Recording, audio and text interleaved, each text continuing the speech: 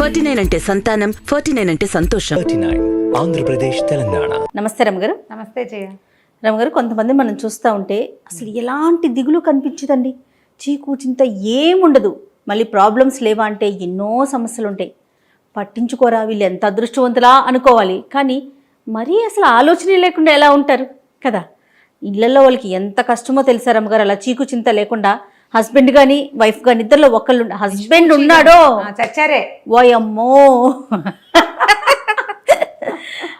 కదా. నిష్పూచిగా ఉండే వాళ్ళతోటి చాలా కష్టము. వాళ్ళు ఆలోచించరంటారు రమ్మగారు, అంటే వాళ్ళని బాధించదు మనసు, శాలుగా ఎంతసేపు బాధపడే రకంగా ఉండరు కొంతమంది. అసలు ఎంతసేపు బాధపడద్దు, కనీసం ఆలోచించాలి కదా, అది కూడా ఉండదు. వాళ్ళు ఆలోచిస్తారు, మనకు తెలియదు బహుశా. అంతేనంటారా? ఎవరి చింత వాడికి ఉంటుంది, కొంతమందికి చింత ఉండదు. రేపటి గురించి ఆలోచన కొంతమందికి ఉండదు. రేపు ఎలాగా, ఎల్లుండేలాగా, అవతల ఎల్లుండేలాగా, పిల్ల పెళ్ళి అయితే ఎట్లా, పెళ్లి కాకపోతే ఎట్లా, పెళ్ళయ్యాక పిల్లలు పుట్టపోతే ఎట్లా, పుడితే ఎట్లా, ఆ ఊరు వెళ్తే ఎట్లా, ఎక్కడికో ఆలోచించేస్తారు. ఆలోచించే వాళ్ళు కొంతమంది, ఏ ఆలోచన లేకుండా ఉండేవాళ్ళు కొంతమంది. దీని మీద ఒక నిర్విచారుడని భలే కథ ఉంది జయ. ఓ చెప్పండి. చాలా బాగుంది, ఇంట్రెస్టింగ్ గా ఉంటుంది. పాత కథ, 50లోది బహుశా, ఏమన్నా 50 అంతే 50స్లోది అనుకో. తర్వాత ఇప్పుడు గుర్తు చేసుకుంటూ ఉండేదాన్ని ఆ కథ నేను, భలే తమాషాగా ఉంటుంది. ఓ రాజుగారు ఉన్నారు, ఈయన రాజ్యం సుభిక్షంగా ఉంది, ప్రజలు శాంతిగా ఉన్నారు, పెద్ద ప్రాబ్లమ్స్ ఏం లేవు. అంటే జనరల్గా రాజ్యంలో ప్రాబ్లమ్స్ అంటే ట్యాక్సులు ఎక్కువైపోవటము, ఏదైనా ఈతి బాధలు, వర్షాలు పడకపోవటము, అకాల వర్షాలు, అకాల మృత్యువులు, అలాంటివి ఏమీ లేవు. రాజుగారికి తను ఉండాల్సినంత సుఖంగా లేనని ఒక ఫీలింగ్. ఓకే, నేను ఇంకా హ్యాపీగా ఉండొచ్చు, కానీ నాకు హ్యాపీగా ఉండటం రావట్లేదు అనుకుంటాడు. ఆయనకు ఒక దిగులు, నాకంటే సుఖంగా ఉండేవాళ్ళు లేరా అని అడుగుతూ ఉంటాడు ఎంతసేపు. నేను ఉండాల్సినంత సుఖంగా లేనంటే ఈ అధికారులు, ఆయన భార్య, మంత్రులు అనేవాళ్ళు, మీ అంత సుఖప్రాణి లోకంలో లేడండి, మీరే హాయిగా ఉన్నారంటే ఆయనకు నమ్మకం ఉండేది కాదు. నాకన్నా ఇంకా చాలా మంది సుఖంగా ఉంటారు, ఉండాల్సినంత హాయిగా నేను లేను, నేను ఇంకా కూల్గా ఉండుతూ నేను ఎందుకో ఉండలేకపోతున్నాను. బాగుంది, హాయిగా ఉండటమంటే ఇది కాదు, ఇంకా ఏదో అలా అనుకునేవాడు. అయితే ఏమైంది, దాని మీద ఆలోచిస్తూ ఉండేవాడు ఎంతసేపు.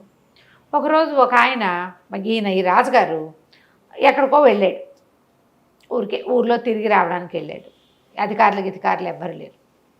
తిరిగి వస్తుంటే ఒక పల్లెటూరులో ఒక పల్లె వాతావరణం, నగరానికి కొంత దగ్గరలోనే ఓ పూరి పాకలోంచి చిన్న వెలుగు, అక్కడి నుంచి ఏదో శ్రావ్యమైన సంగీతము వినపడుతోంది. అబ్బా వీడెవడో సుఖప్రాణి, చీకటి పడేసరికి చక్కగా సంగీతం వాయించుకుంటున్నాడు. ఎవరు సంగీతం పాడుకుంటూ కులాసాగా ఉంటారు, ఆనందంగా హాయిగా ఉన్నవాడు. ఈయన గుర్రం బయట కట్టేసి ఆ గుమ్మంలోకి పోయాడు. ఈ రాజుగారు రాజు వేషంలో లేడు, సింపుల్గా ఉన్నాడు, ఏదో ఒక బాటసారి వెళ్ళే ఆ ఏకతారం మీటుకుంటున్నాడు. ఒక ఆయన టింగ్ టింగ్ వాయిస్తున్నాడు, ఏకతారం మీటుతారు కదా, ఆ ఏకతారం మీటుకుంటూ చక్కటి పాట, ఎంత శ్రావ్యమైన కంఠము, నిశ్శబ్దంగా నిరామయంగా ఉంది వాతావరణం. ఆ ఇంట్లో ఎవ్వరూ లేరు, పేద పూరి గుడిసె, ఓ మూల ఓ పొయ్యి ఉంది, ఏవో గిన్నెలు కనపడుతున్నాయి, ఓ చిన్న కుక్కి మంచం ఒకటి ఉంది కూర్చోడానికి వీలుగా, ఓ చాపేసుకుని గుంజ కానుకుని కూర్చుని ఏకతార మీటుకుంటూ పాడుకుంటున్నాడు. దాన్నా కూర్చో అని ఆయన కూర్చున్నాక, అగో ముందు కొండలో మంచినీళ్ళు ఉన్నాయి తాగు అని వాడు మంచినీళ్ళు అయితే ఈయన మీటుకుంటూ పాడుకుంటుంటే రాజుగారు కూడా సంగీతంలో మైమర్చిపోయి విన్నాడు. ఎవరు ఏమిటి అని కనుక్కున్నాడు. ఎంత హాయిగా పాడుతున్నావు, నీకేం బాధ లేవంటే, ఏం బాధలు ఉంటాయన్నయ్యా, నాకేం బాధలు ఉంటాయన్నా, ఏమున్నాయి, ఏదో కళాయి పనులు చేస్తా, మాటలేస్తాను గిన్నెలకి, నగరంలో తిరుగుతా పొద్దంతా, ఏదో ఒక పావలా రూపాయి దొరుకుతుంది, కాసిన బియ్యం కూర కొనుక్కు తెచ్చుకుంటా, అన్నం వండుకుని తింటా, నేను ఎవరికి పెట్టక్కర్లేదు, ఎవరు నాకు పెట్టక్కర్లేదు, గొడవ లేదు, నాకెవరు లేరే అని ఏడవచ్చు. వాడు ఏడవట్ల, ఏం చేయాలి, ఏముంది, నడిచిపోతుంది కదా. అన్నం తిన్నాక ఇంకేముంది, వెంటనే నిద్ర ఏమీ రాదు, ఏదో సంగీతం చిన్నప్పటి నుంచి పాట పాడుకునే అలవాటు, ఏకతారా పెట్టుకుని పాడుకుంటుంటే సంతోషంగా ఉంటుంది, హాయిగా నిద్ర పడుతుంది, ప్రశాంతంగా ఉంటుంది అన్నాడు. రాజు ఆశ్చర్యపడి, ఊరిని వాడికి దొరికే పావలార్థకే వీడు ఎలా హాయిగా ఉన్నాడు, ఏమో నాకు అన్నీ ఉన్నా నేను హాయిగా లేను, నిర్విచారంగా ఉన్నాడే వీడు, వాడు ఎంతైనా ఏడవచ్చు, నాకు పావలాయే వస్తుంది రూపాయి రావట్లేదని ఏడవచ్చు, పోనీ రూపాయే వస్తుంది 10 రూపాయలు లేవని ఏడవచ్చు, నాకెవడూ లేడు, నన్ను పట్టించుకునేవాడు లేడు, నన్ను చూసేవాడు లేడని ఏడ్చేవాళ్ళు లేరా ఇప్పుడు? అదే కదా. అన్నీ ఉన్నా సరే మా అమ్మ లేదు, మా నాన్న లేడు, నన్ను కనుక్కునేవాళ్ళు లేరు, అందరూ నన్ను అజాపజా కనుక్కోవట్లేదు అని ఏడుస్తూ ఉంటారు. అవును. రాజుగారికి అన్నీ ఉన్నా ఏదో కష్టం. నేను ఇంత నిర్విచారంగా ఉండలేను, నేను ఇలా హాయిగా నా దారిని నేను పాట పాడుకుంటూ పడుకోలేకపోతున్నానే. సరే వీడికి ఇది కట్ చేసి చూద్దాం, వీడు ఏం చేస్తాడో అని మర్నాడు ఆ రాత్రి వెళ్ళిపోగానే ఊళ్ళో ఎవ్వరూ మాటలేయించద్దు, కళాయి పెట్టించద్దు, అవన్నీ పనులు కోటలోనే అవుతాయి, రోడ్డు మీద తిరిగేవాడికి పని ఇవ్వద్దు అని టంకేయించాడు. వాడి ఆయన తెలివి. మర్నాడు ఈ కళాయి పోసేవాడు ఊరంతా తిరిగాడు, ఎవరు పిలవల, కళాయి ఎవ్వరూ పిలవల. పని లేదు, ఏం చేస్తాం? తిరిగి వస్తూ ఉంటే ఇంటికి ఒక ఆయన, ఒక పెద్ద మనిషిలాగా ఉన్న ఆయన పాకెట్లో నుంచుని గొడ్డలు పెట్టి పేళ్ళు కొట్టుకుంటున్నాడు. పేళ్ళు కొట్టుకుంటుంటే ఆశ్చర్యపోయాడు. బాబు, ఇంత పెద్దవారు, ఇంత పెద్ద ఇంటి ఓనర్లే ఉన్నారు, ఎందుకండి ఈ పేళ్ల పనులు? నా బొట్టివాడు ఎవరికో కూలివాడికి 10 పావలా ఇచ్చి, ఓ పావలా ఇచ్చి చేయించుకోవచ్చు కదంటే, ఒరే కూలి ఎవరు దొరక్కేనాయనా, చచ్చినట్టు వేసుకుంటున్నాను, వాన వచ్చేలాగా ఉంది, పేళ్ళు లేకపోతే రాత్రికి అన్నం, రేపు పొద్దుటికి అన్నం ఉండదు, పనివాళ్ళు ఊరెళ్ళారు, ఎవరు లేక చేసుకుంటున్నానంటే, బాబు నాకు ఇవ్వండి, ఆ పావలా ఇస్తే నేను వేసి పెడతా బాబు అని చకచకా పేళ్ళు కొట్టేసి అవన్నీ కట్టకట్టి వంటింట్లోకి చేర్చి వాళ్ళకి ఆయన పావలా ఇచ్చి ఒక గ్లాసెడ్ గంజిస్తే గంజి తాగి పావలా 10 రూపాయలు తెచ్చుకున్నాడు. వచ్చేటప్పుడు ఒక గుప్పెడు బియ్యం, ఓ సోల్డ్ బియ్యము, ఒక తోటకూర తెచ్చుకున్నాడు. అన్నం వండు తినేసాడు. అయిపోయి ఆ రోజు ఏకతారం పెట్టుకుంటున్నాడు. రాజుగారు ఇవాళ వీడికి తిండి దొరుకుండదు, వాడు అడుక్కునేవాడు కాదు, పని చేసుకుని బతికేవాడు. ఏం చేస్తున్నాడో చూద్దామని రాత్రి 9 అయ్యేసరికి తయారయ్యాడు. వీడు టింగ్ టింగ్ టింగ్ టింగ్ అని పాడుకుంటున్నాడు. ఎవడెవ్వడి వాడు ఈ జీవుడు, ఎవరికి ఏమవుతాడు ఈ జీవుడు అనుకుంటూ. రాజు ఆశ్చర్యపోయాడు. ఓరిని అని మళ్ళీ వెళ్ళాడు లోపలికి. వెళ్తే నాయనా బాగున్నావా అన్నాడు. ఆ బాగున్నాను, ఇవాళ ఏం పని చేసావు అని అడిగాడు. అంటే ఏముంది పని చేయడానికి, ఎవరు కళాయికి మాటకి పిలవలేదు, సాయంకాలం వస్తుంటే ఎవరో పేళ్ళు వేసుకుంటూ కనపడ్డారు, చేసి పెట్టాను అన్నాడు. అయితే అప్పటి నుంచి రాజుగారు ఆశ్చర్యంగా ఉంది ఆయనకి. వెళ్ళిపోయాడు. రోజు పేళ్ళు వేసుకునే బతకడం మొదలుపెట్టాడు. ఊరంతా తిరిగి ఎవరికైనా కట్టిపేళ్ళు కొట్టి పెట్టాలమ్మా, ఏదైనా బరువు పని చేయాలా అని హాయిగా రోజు తెచ్చుకుంటాడు. అందుకుముందు మొదటి రోజున ₹1 వచ్చింది, తర్వాత నుంచి రూపాయి రావటం మొదలైంది. హాయిగా కడుపు నిండా తిని ఉంటున్నాడు. మళ్ళీ వచ్చి చూశాడు రాజు, వీడు ఏకతారులో మార్పు లేదు. ఈయనేమంటున్నాడు, వీడు కాయ కష్టం చేయటం వల్ల వీడు నిర్విచారంగా ఉన్నాడు, వీడి కష్టం కట్ చేద్దాం అనుకున్నాడు రాజు. మర్నాడు ఏం చేశాడు, 10 రోజుల తర్వాత ఒక సైనికుల్ని పంపించి, నీకు భటుడు ఉద్యోగం ఇస్తున్నాం, కోటకు పిలిపించారు, భటుడు ఉద్యోగం ఇస్తున్నాము, ఉద్యోగంలో చేరమన్నారు. అనేసరికల్లా ఈ నిర్విచారుడు అన్నాడు, ఎందుకండి నాకు పొట్ట బాగానే గడిచిపోతుంది, నాకు ఉద్యోగం అవసరం లేదు బాబయ్య, హాయిగా గడిచిపోతుంది, నేను సుఖంగా ఉన్నాను అంటే వాళ్ళు ఒప్పుకోవాలి. దేవుడి నుంచి నీకు ఉద్యోగం ఇవ్వమని ఆర్డర్ వచ్చింది, నువ్వు ఉద్యోగం చేయవలసిందే, ఇదిగో బట్టలు అని భటుడి బట్టలు ఒక కత్తి ఇచ్చారు. కాదంటాని వీలేదు, రాజాజ్ఞ. సరే ఏం చేశాడు, ఆ భట్టుడు బట్టలు వేసుకుని ఆ కత్తి పుచ్చుకుని వచ్చి నుంచున్నాడు. ఇక్కడ ఎక్కడో కాపలాగా ఏమంటారు, డ్యూటీలు వేస్తారుగా అక్కడ ఇక్కడ అని. 2-3 రోజులకి వాడికి తెలిసింది. అంతకుముందు ఏదో బియ్యం పప్పు ఉంటే వండు తిన్నాడు. 2-3 డేస్కే వాడికి అర్థమైంది, ఇదేంటి నెల జీతం, రోజు పావలా అర్ధం రాదు, దినబత్తెని రాదు, నెల అయ్యాక జీతం ఇస్తారు, ఈ నెల రోజులు తిండెట్లా? వీడేం చేస్తాడో చూద్దామనే రాజు ఎత్తు.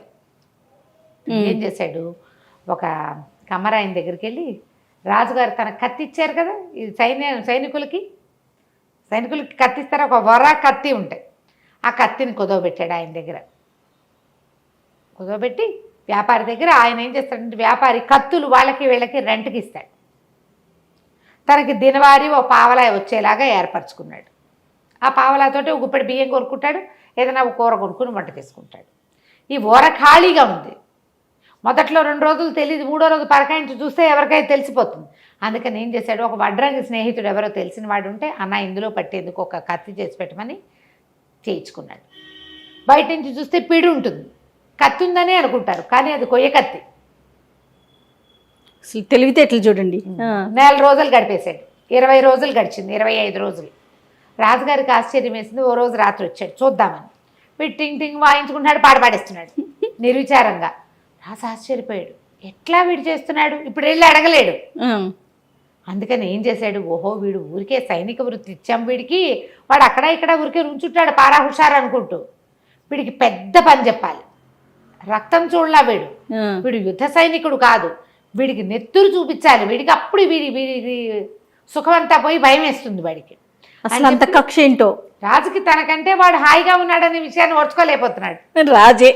మనమైనా అంతే కదా జయ, మనకంటే అవతల వాళ్ళు హాయిగా ఉన్నారని అనిపిస్తే ఆ. మంటగా ఉండదా? కానీ అలా కక్ష సాధిస్తారా? మనకు అవకాశం లేదు, రాజుకి అవకాశం ఉంది.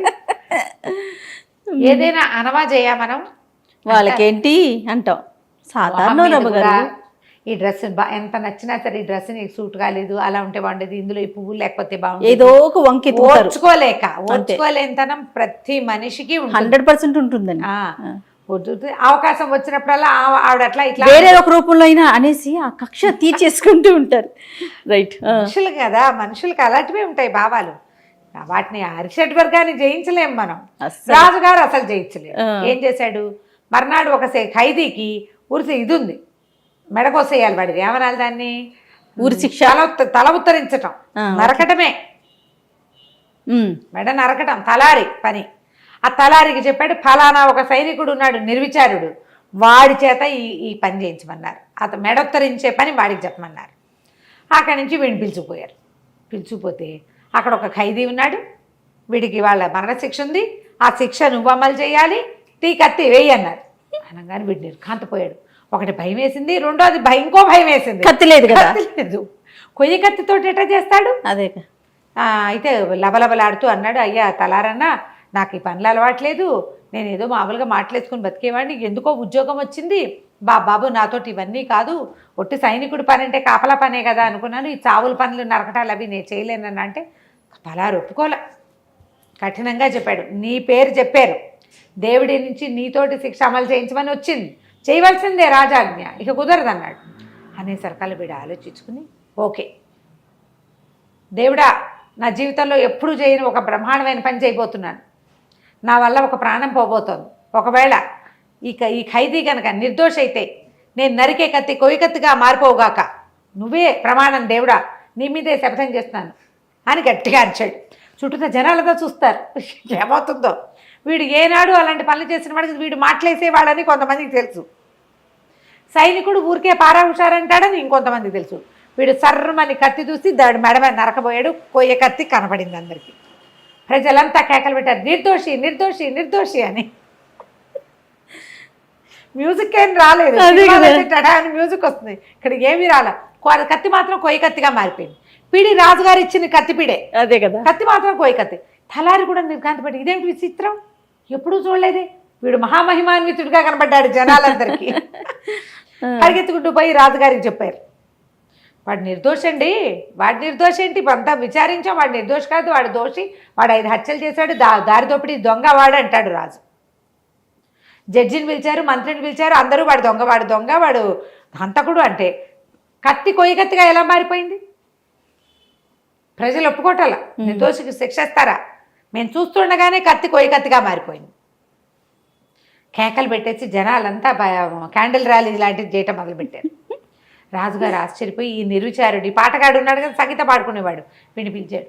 ఒరే నాయన ఏంటి కథ అంటే, నేనేం చేయను ప్రభు, ఇలా జరిగిందండి చెప్పేశాడు. చెప్పంగానే రాజుగారు అనుకున్నాడు, వాడు హాయిగా ఉండటానికి అలవాటు పడ్డవాడు, వాళ్ళు నిర్విచారంగానే ఉంటారు, వాడికి డబ్బులు ఉన్నాయి, లేదు ఉద్యోగం ఉంది, పదవి ఉంది, ఇవి కాదు, అంతే. నిర్విచారంగా ఉండటం వాడి మనస్తత్వం. డబ్బుంటే సుఖంగా ఉంటారని, రాజైతే సుఖంగా ఉంటారని, ఉద్యోగం ఉంటే సుఖంగా ఉంటాం కాదు, సుఖంగా ఉండటం అనేది ఒక తత్వం, అంతే.